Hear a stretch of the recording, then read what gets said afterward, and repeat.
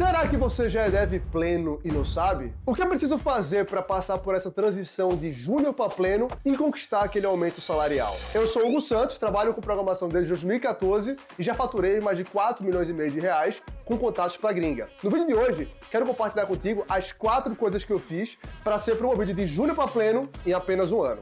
Antes de começar as dicas, é importante entender o que separa de fato um júnior de um pleno? Quais são as principais características de um e de outro? Vamos lá. Primeiro de júnior, tá? O que é um programador júnior? Cara, a maior parte da galera acaba qualificando um júnior pelo tempo de experiência, tá? Não é 100% correto, mas vale a pena mencionar. Então, normalmente, a rapaziada que começou na programação e tá com 0 ou 2 anos de experiência, intervalo, logicamente, também conta, é classificado como um júnior, tá? É uma aproximação, quase sempre dá certo, mas nem sempre. As características técnicas de um júnior são as seguintes, tá? Tem algum conhecimento técnico em algumas pouquíssimas linguagens e tá amadurecendo tecnicamente. Então, dentro dessas poucas linguagens que o júnior conhece, muitas vezes só uma, ele ainda não conhece todas as habilidades e capacidades daquela linguagem em si. Outra característica muito comum de júnior, todos vocês júnior vão passar por isso. Vocês precisam ser constantemente tutorados por profissionais mais sêniores da equipe. Galera, não se culpa, tá?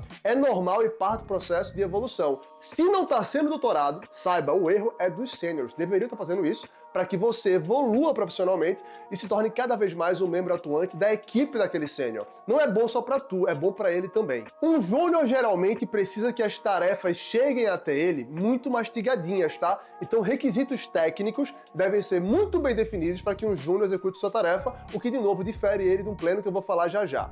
Justamente pela pouca experiência, um júnior ainda está se desenvolvendo não só tecnicamente, mas também nas boas práticas de programação. Então é muito comum que um júnior, se for responsável pela tomada de decisão, acabe tomando a decisão errada para aquela solução global. Ele olha o micro, ele olha a funcionalidade dele e faz sentido naquela funcionalidade, mas por não ter exposição ao software inteiro, aquela decisão é errada do ponto de vista global.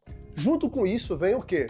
A insegurança, porque está muito recente na carreira, que impacta um pilar fundamental para ser promovido, que eu vou entrar em detalhes hoje, que é a comunicação. Então o júnior, por ser muito inseguro ainda, ele evita de expor seu ponto de vista e de se meter nos pepinos da equipe, tornando assim um problema sério a sua comunicação para a equipe e, logicamente, para a liderança por consequência. Bora falar de pleno agora. Então o que caracteriza um pleno? Vamos lá, mesma lógica, tá? O mercado acaba caracterizando muitas vezes por tempo de experiência, então em experiência, geralmente, estamos falando de 2 a 4 anos de experiência profissional, galera, estudo não conta, tá? O pleno, em termos de tecnologias e linguagens, passa a dominar muito bem alguma coisa. Então, uma tecnologia, às vezes no máximo 2, e ele não tem muito conhecimento de algo que fuja da sua área de conforto, tá? Então, por exemplo, um profissional pleno de React acaba conhecendo muito de React, mas não conhece outras tecnologias que muitas vezes vão até junto, como o Node.js, por exemplo. Falando agora de complexidade, tá? Uma grande diferença de complexidade de tarefa dada para um sênior, um pleno e um júnior é o nível de detalhamento. O pleno, ele não necessita mais que as decisões de negócio sejam completamente traduzidas para tecnicismo, né? Para linguagens técnicas. Ele já consegue pegar algo que não está tão claro assim, mas que foi traduzido por um sênior, e traduzir aquele requisito pouco claro em uma funcionalidade que de fato funcione. Principalmente sem ser tutorado. Grande diferença, eu falei de júnior agorinha. Então o pleno ele faz isso sem necessariamente ser tutorado ou mentorado de perto por um sênior. O sênior vai destrinchar um pouco do requisito de negócio, passa para o pleno pega aquilo e desenrola, né? Sem necessariamente o sênior ficar em cima dele cobrando ou ensinando ele toda hora. Por outro lado, o pleno, ele não foi exposto a diversas partes do sistema. Ele conhece geralmente muito bem uma pequena parte do sistema com o qual ele se sente até confortável. Justamente por isso ele não tem uma visão muito arquitetural. Ele não tem uma noção muito profunda da arquitetura global da solução, o que impede o pleno de tomar decisões estratégicas no âmbito de equipe. Lembra, um pleno, ele entende muito aquela pequena parte. E ali dentro, ele entende da tecnologia, das funcionalidades. Ele é capaz de tomar decisão técnica. Às vezes ele não toma, mas eles são capazes. Só que quando a gente fala de equipe, a equipe precisa que alguém tome decisão por ela. geralmente não será o pleno, não por problema nenhum mais sério, mas porque ele não foi exposto a outras partes do sistema ainda, tá? E por ter confiança nesse pequeno microcosmo que ele conhece muito bem, o pleno ele já começa a se comunicar um pouco melhor. Então, naquele âmbito, ele já se sente à vontade, por exemplo, de exprimir a sua opinião e de trazer sugestões de melhorias. De novo, se sair da zona de conforto é mais difícil. Mas naquele microcosmo, um pleno ele vai ter uma comunicação muito melhor do que um júnior, quando comparado os dois. A pergunta que não quer calar. Hugão, é só questão de tempo para ser promovido de júnior para pleno, então? Depende. Quase sempre nas empresas a realidade é que é. Mas isso pode ser um tiro no pé enorme, meu amigo. Muitas empresas, para não perder um profissional que já está treinado no seu sistema, nas suas linguagens e tudo mais, acaba promovendo aquele profissional que não evoluiu em todos os pilares necessários de júnior para pleno muito cedo. O que é que isso causa? Porque isso é um problema e um tiro no pé. Lembra, como pleno, tu não vai ser mais tutorado de perto, tá? Então não vai ter sênior na tua orelha o dia inteiro olhando o que tu tá fazendo. Se tu não evoluísse tecnicamente na tua linguagem, ou se tua visão do microcosmo de novo, daquela pequena parte, não tá completa, muitas chances, mas muitas, de que tu vai fazer besteira. Tu vai acabar tomando a decisão de negócio ou técnica naquele microcosmo errada e agora não tem ninguém para ver.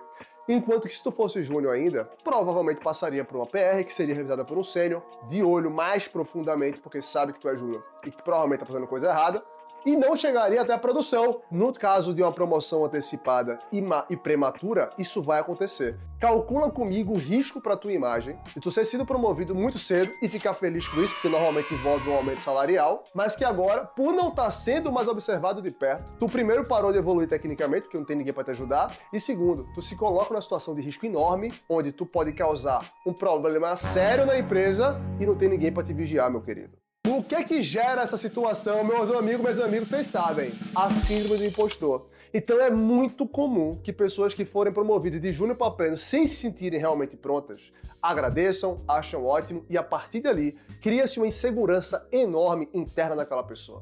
Ela não está, de fato, pronta para aquele cargo. E a síndrome do impostor, nesse caso, não está infundada. Ela está, sim, realmente despreparada. O que acontece? A comunicação, que é justamente uma característica de um pleno, é muito superior, porque tem mais confiança, é retraída. Então você vira um pleno caladão. Você vira um pleno que não colabora com a sua equipe, um pleno que não vai ajudar o time a evoluir, trazendo as ideias de fora, e isso daí é ruim para você em dobro. Por quê? Porque agora tu estás numa algema dourada. O que é que isso quer dizer? Tu tá como pleno na tua empresa atual, mas pelo fato de não estar pronto 100%, tu não é capaz de passar no processo seletivo pleno de outra empresa. Porque aqui tu foi promovido por tempo.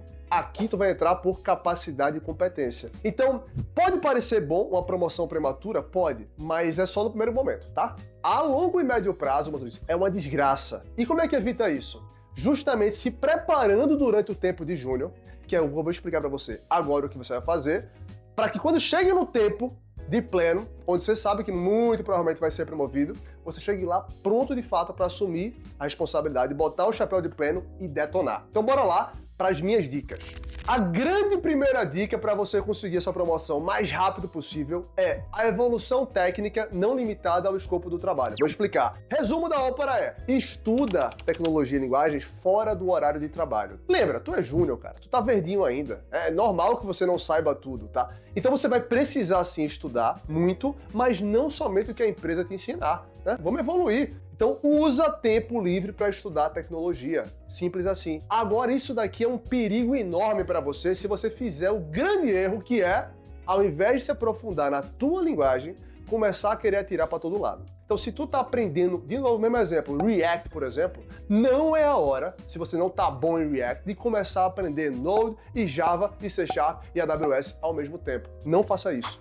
Pegue um plano de estudo estruturado, isso tem aos montes na internet, daquela tua linguagem atual. Segue esse plano de estudo à risca e executa das coisas mais simples até a mais complexa. Mas eu já sei algumas coisas, não comece do começo não. Comece, tá? Se você aprendeu sozinho, provavelmente tem um monte de gap de base que tu vai ter que preencher para evoluir. Então faça isso, execute até o final. E se a empresa na qual você trabalha hoje não dá abertura de tu usar tudo, cria teus projetos, cara. Então, cria teus projetos no tempo livre, evolui tecnicamente e esse pilar já foi.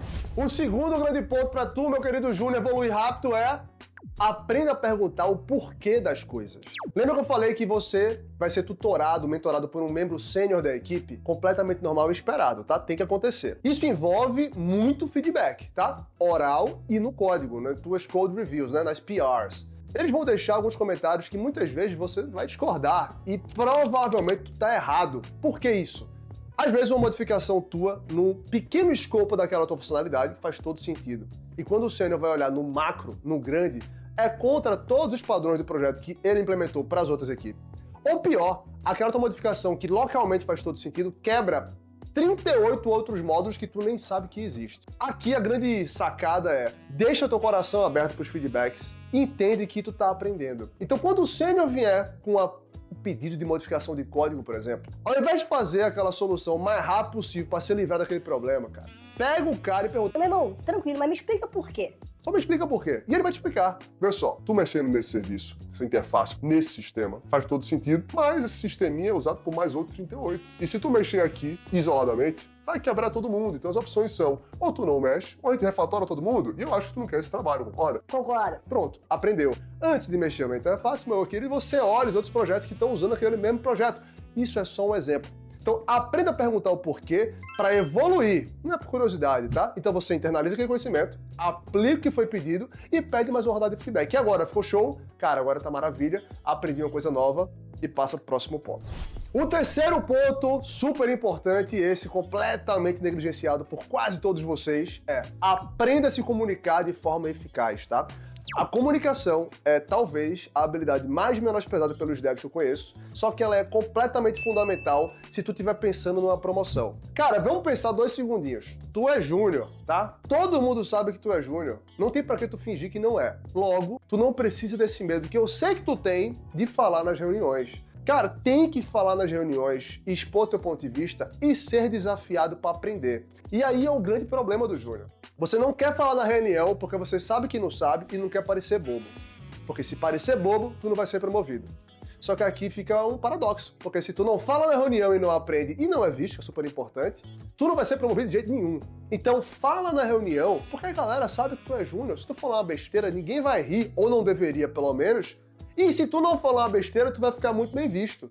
É o win-win, é vitória-vitória. Então, sem dúvida alguma, melhora a tua comunicação, participa mais ativamente das reuniões, trazendo sugestões de coisas que tu estudasse, ou perguntando. Por que isso tem que ser assim? Ah, e lembrando, se tu acha que tua comunicação não tá boa, cara, sempre dá pra você fazer aula de oratória, tá? Super importante, aprender comunicação eficaz. Eu fiz, transformou minha comunicação. Só essa dica.